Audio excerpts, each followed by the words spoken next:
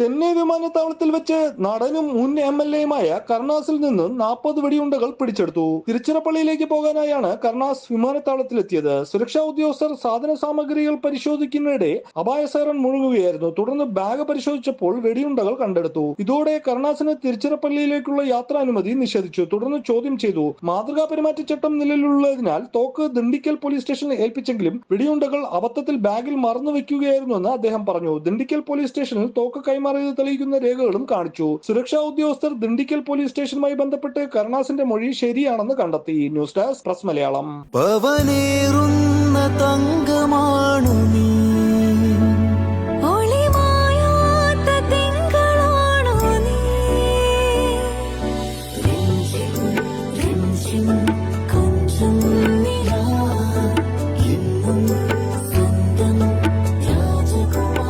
Be a Rajakumari. Rajakumari Gold and Diamonds.